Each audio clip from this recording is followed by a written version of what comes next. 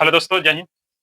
तो दोस्तों, जैसा कि बिहार में भी चुनाव के कह सकते हैं माहौल है, तो उससे संबंधित कह सकते हैं कि हम लोग कुछ ऐसे महत्वपूर्ण टॉपिक की चर्चा कर रहे हैं, जिसमें हमें कह सकते हैं कि विद्यार्थी होने के साथ हमें कह सकते हैं कि एक तरह से देखा जाए, तो हमें उससे संबंधित कुछ प्रश्न भी बन सकता है या हमें जानकारी भी मिल सकता है। और एक तरह से देखा जाए तो ये जागरूकता के लिए कह सकते हैं काफ़ी ज़्यादा एक उपयोगी भी हो सकता है। इसलिए आज हम लोग एक महत्वपूर्ण कह सकते हैं कि जो टॉपिक है उसको बारे में देखेंगे और उसका नाम है वोट।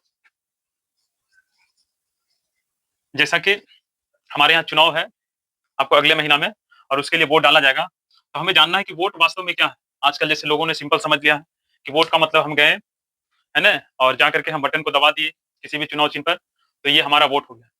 वो एक अलग मायने रखता है, लेकिन असल में वोट का मतलब क्या होता है और वोट का हमारे जीवन में क्या महत्व है? साथ में कह सकते हैं कि इसका हमारे जो देश होता है या राज्य होता है या हमारे शासन प्रशासन में इसका क्या महत्व होता है? इसको हम लोग जानने का प्रयास करेंगे। तो जैसा कि हम लोग पिछले कह सकते हैं कि जो वीडियो है उसमें देखे थे लोकतंत्र के बारे में। तो लोकतंत्र के बारे में हम लोग जाने थे कि लोकतंत्र क्या है? तो ये एक प्रकार की क्या है? शासन है और ये कैसा शासन है? तो ये जनता का शासन है। और इस शासन में अगर सबसे ज़्यादा कोई अगर कह सकते हैं कि अ, इस शासन में सबसे ज़्यादा किसका महत्व है या ये शासन मुख्य रूप से किस पर आधारित है? तो जनता पर आधारित है। तो अब इसी से संबंधित जो है आपको जैसा कि अ, वोट जो है वो इससे रिलेटेड है, क्योंकि जो लोकतांत्रिक शासन व्यवस्था होता है, इसमें जो सरकारें होती है या तो प्रतिनिधि होता है, उसको जनता जो है वो अपने वोट के माध्यम से यानी वोट डाल करके वो क्या है चुनने का काम करती है, ठीक है? ये सारी बातों पर हम लोग चर्चा करेंगे। लेकिन सबसे पहले वोट के बारे में देखेंगे कि वोट क्या है। तो देखिए वोट का मतलब होता है, ये आपका एक प्रकार से विचार है या वोट का मतलब होता है मत, ठीक है? यानी विचार देना या मत एक तरह से देना, है ना? ये क्या कहलाता है? वोट, ठीक है? अब देखिए वास्तव में अगर देखा जाए तो एक प्रकार से यानी वोट जो है वो हमारी इस लोकतांत्रिक शासन के अंदर जनता का ये एक प्रकार की कह सकते हैं कि ये एक शक्ति है, ये एक पावर के रूप में है, ठीक है? जो जनता अपनी जो पावर होता है, जिसे वोट कहते हैं या जो विचार होता है, उसको वोट के माध्यम से जनता जो होती है वो अपनी शक्ति को किसके पास ट्रांसफर करता है? तो अपने प्रतिनिधि जो उसका होता है, वो उसके पास ट्रांसफर ट्रांसफर करता है, यानी देता है। मतलब एक तरह सिंपल तरीका से देखा जाए तो जनता जो लोकतांत्रिक शासन व्यवस्था में जनता जो होता है वो अपनी शक्ति को वोट के माध्यम से किसको देता है? तो अपने प्रतिनिधि को। और यही प्रतिनिधि आगे जाकर क्या करते हैं? सरकार बनाते हैं। तो इस प्रकार से देखा जाए तो जनता की जो शक्ति होता है वो वोट के माध्यम से वो कहाँ तक पहुँचता है? सरकार के पास। तो वास्तव में देखा जाए तो लोकतांत्रिक शासन व्यवस्था में अगर सबसे ज्यादा कह सकते हैं कि शक्तिशाली या सबसे ज्यादा कह सकते हैं कि अगर कोई मुख्य व्यक्ति होता है तो वो होता है जनता। लेकिन लोकतांत्रिक शासन के बारे में हम लोग देखे थे कि लोकतांत्रिक शासन जो है दो प्रकार के हैं, है ना? इसके दो रूप है, एक प्रत्यक्ष है, दूसरा क्या है? अप्रत्यक्ष। प्रत्यक्ष रूप में क्या होता है कि जनता अपनी शक्तियों का सीधे या कह सकते हैं कि स्वयं उसका उपयोग करता है। लेकिन अप्रत्यक्ष में क्या करता है? तो वो अपनी शक्तियों को, है ना? वो अपने सरकार के पास क्या करता है? सरकार को देता है और सरकार फिर उस शक्ति के माध्यम से शासन चलाने का काम करता है। तो देखा जाए वोट क्या है? तो वोट एक ऐसी प्रक्रिया है जिसके माध्यम से जनता वोट डाल करके अपने प्रतिनिधियों को चुनता है। मतलब यहाँ पर देखा जाए तो जो जनता होता है वो अपनी शक्ति को किसको देने का काम करता है? तो अपने प्रतिनिधि या अपने सरकार को देने का काम करता है। तो इसलिए देखिए वोट कोई साधारण चीज़ नहीं, वोट ये आपकी शक्ति है, ठीक है?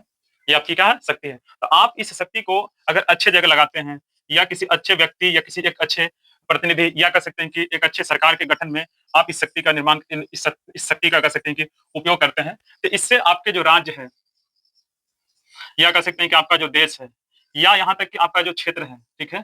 तो इसका कह सकते हैं कि विकास होता है, प्लस में कह सकते हैं कि ये आगे बढ़ता है और यहाँ की जो व्यवस्थाएँ होती है, वो अच्छे से चलती है। साथ में देखा जाए तो वोट जो है, ये हमें कह सकते हैं कि आने वाला जो कल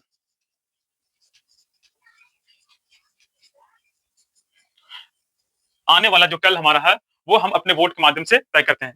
इसलिए हमें वोट को केवल ऐसे सिंपल तरीका से नहीं समझना चाहिए कि वोट का मतलब हो गया कि कहीं चुनाव हो रहा है और हम लोग वो बूथ पर गए और वहाँ पर जाकर के बटन दबा दिए किसी भी पार्टी में भी हम लोग वोट डालते हैं। तो ये नहीं समझना है, वोट का मतलब होता है कि आपकी ये शक्ति है, आपका ये मत है, आपका ये विचार है, तो इसे हमें सही पूर्वक से सोच समझ करके हमें एक अच्छे प्रतिनिधि या हमें एक अच्छे सरकार के गठन में लगाना चाहिए। क्योंकि वोट जो है, वो हमारी एक वोट जो है, वो एक अच्छे सरकार को बनाने में या एक गलत सरकार को बनाने में इसकी बहुत बड़ी क्या होती है? भूमिका होती है। क्योंकि हमें ऐसा लगता है कि मेरा एक वोट है, ठीक है? क्या हो जाएगा एक वोट से? तो ऐसा कुछ नहीं है।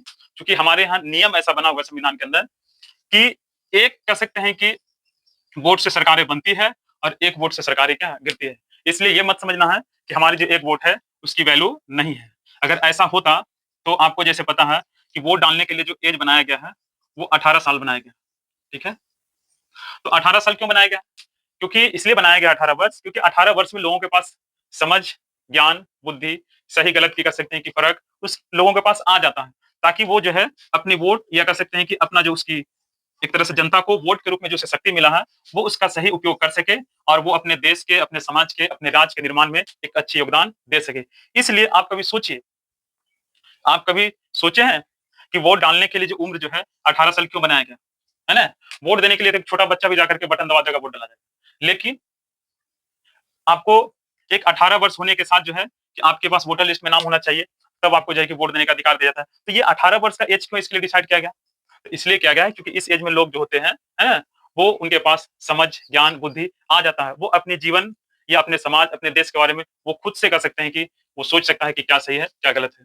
ठीक है? तो इसलिए आप सोचिए कि आज हम लोग 18 नहीं, 18 दूनी 36, ठीक है, बरस के होने के बाद भी हम अपनी वोट के महत्व को नहीं समझते हैं और हम किसी के बहकावे में, किसी के लालच में पड़ करके हम क्या करते हैं, तो एक गलत प्रतिनिधि या एक गलत सरकार का क्या करते हैं, चयन करते हैं, जिसका परिणाम जो है आपका एक दिन का कह सकते हैं कि सिलेक्शन, एक गलत वोट आपको 5 वर्ष के लिए, कितने वर्ष के लिए?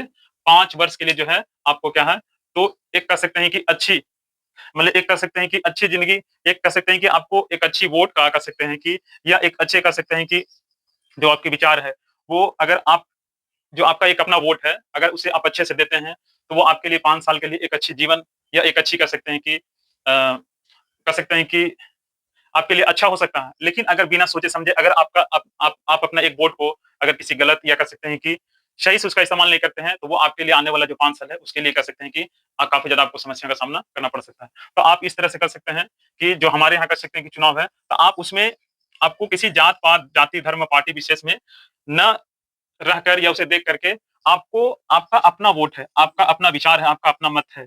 कि स्वतंत्रता का मतलब क्या हो जाता है? स्वतंत्रता का मतलब ये नहीं होता है जहाँ पर आप अपने जीवन को खुद से जीते हैं, जहाँ पर आप अपने विचारों का, आप अपने कह सकते हैं अधिकारों का, आप खुद से इस्तेमाल करते हैं, आप किसी के कहे बहकावे में नहीं आते हैं। अगर आप किसी के कहे बहकावे या लालच में आकर के आप किसी तरह की वोटिंग करते हैं, तो ये फिर आपकी स्वतंत्रता नहीं है। फिर ये तो आप गुलामी वाला जीवन जी रहे हैं।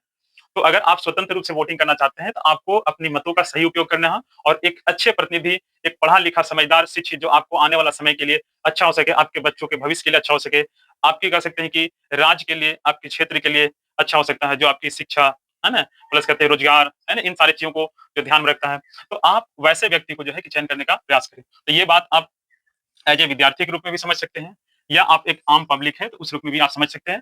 तो ये जो हमारी जो कह सकते हैं कि सिलसिला है, जो एक कह सकते हैं कि एक सीरीज़ है, जो विशेष करके हम लोग जो बिहार में जो वर्तमान में चुनाव है, उसको लेकर के हम लोग यहाँ पर प्रतिदिन एक टॉपिक के माध्यम से थोड़ी बहुत एक जागरूकता या कह सकते हैं कि जानने का प्रयास करेंगे। तो ये आगे चलते रहेगा। तो आज के लिए इतना ही। तब तक के लिए जय हिंद, जय भारत।